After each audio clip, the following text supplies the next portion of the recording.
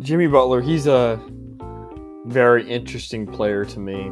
He's like, oh, shoot, I don't know where to go with the ball because I haven't been able to think.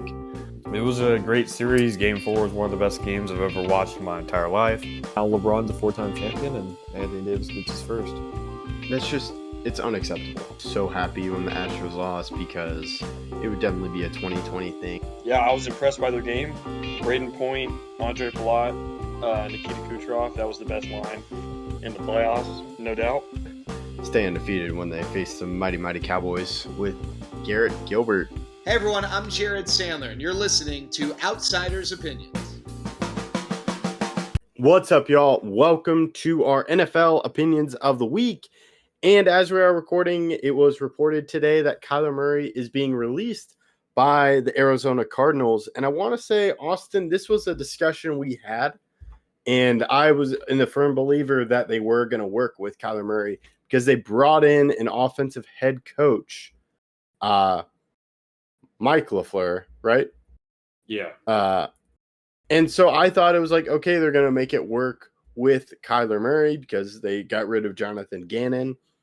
And he was a coach that had basically ended the Kyler Murray saga in his view. And now it looks like that was the last game for Arizona with Kyler Murray.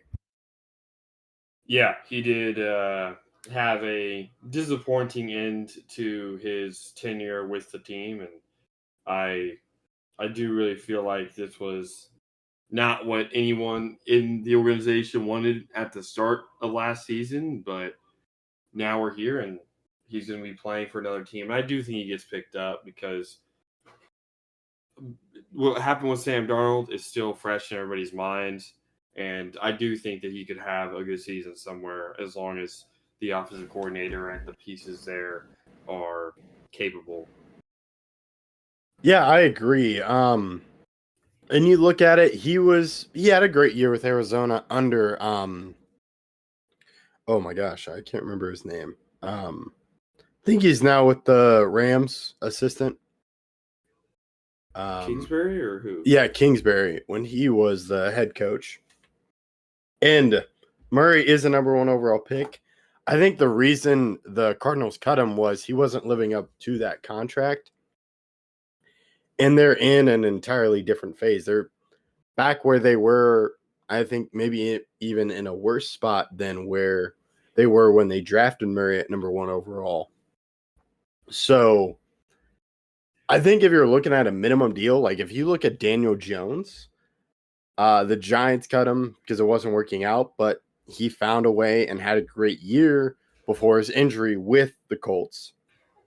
And there are a lot of quarterback needy teams, and there aren't a lot of young quarterbacks ready to start. So the idea of Kyler Murray, to me, I think he's a serviceable player. I do think there are some questions about his preparation, but he offers a dual threat ability. So I am curious what the quarterback market looks like because you also have Kirk Cousins on the market. Yeah, that's a good point. It's going to be a weird NFL offseason for a lot of these QBs and teams to pick them up. Seems like change is a very possible thing for a lot of these guys. Yeah, and you bring up a great point about Darnold being in their mind, but you also have the idea of Baker Mayfield, him moving around, and that is something to where that could help. He may figure it out with a different coordinator because I am curious what Minnesota does because they're looking at it, and then maybe the Jets as well. You saw them sign Justin Fields, and to me, Kyler Murray is similar to Justin Fields. You could argue Kyler Murray has a better track record as a dual threat quarterback than Justin Fields, but I could see the Jets going that option while they wait to draft a QB. Yeah, I could see that. I think this kind of resets the timeline for Michael LaFleur to kind of contend, and it's going to decrease his expectations out of the gate. Yeah, I agree. And another thing that I was curious, we've seen, it depends on what happens with Tua but I am curious how this affects the quarterback contract market because Kyler Murray's deal, Tua's deal, they were all signed when they still had a year left on their rookie contract and they wanted to get ahead of that quarterback market, but they're eating dead cap this time. So I am curious. You can see it with CJ Stroud. I'm trying to think of other young quarterbacks where maybe we see teams wait a little bit before paying their quarterback money. Yeah, it's a great point, but it's also going to be tough because if you lose one of those QBs that you've drafted, it makes it hard. But yeah, I think the timeline for a lot of these guys is going to be changed a little bit because, kind of as you mentioned, I mean, that rookie contract is so beneficial for teams, and maybe they decided to just bank on, hey, we'll let this guy walk because we believe in our drafting process that we'll get a new guy. So,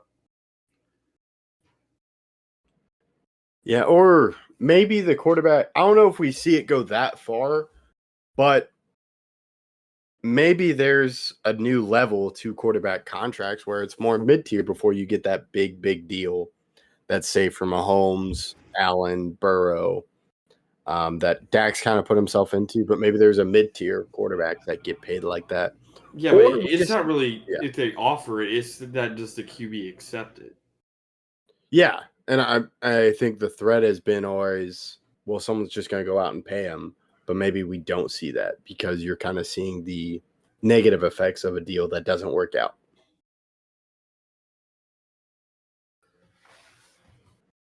I hear you. I think that it's kind of hard though because those guys are such intriguing prospects, and sometimes they're just not working out in their current place because of the coaching and not necessarily their skill. So I do kind of wonder how it's going to look in the future if they do start asking QBs to accept less money in their second contract if they're not MVP quality. Because I do think at some point somebody would pay him. Yeah, and another thing, you could just go teams do it, but we see a lot more deals like this where they would rather just eat that cap or eat that dead cap than kind of lose out on the deal of having to pay someone more or losing out on a quarterback.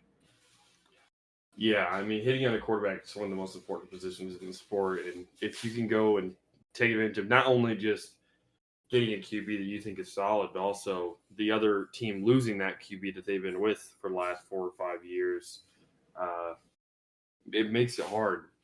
I find it to be a hard decision to make. Yeah, it's difficult, and we will have to see. But kind of where do you see, if you had to name a team or name the 3 teams that you think Kyler Murray ends up signing with, one of them, who would it be? I think I would go Miami. Okay. The Jets and the Vikings. I think those are my 3 picks. Okay, Miami's a good one. I'm not going to put them on mine. I'm going to go Jets, Indianapolis, and Minnesota. Got it. Because I think you provide a dual threat that they kind of saw with Daniel Jones, but we'll have to see what happens. So we'll let you know what happens when NFL free agency begins. Let us know your thoughts in the comments. We appreciate you listening to Outsiders Opinions.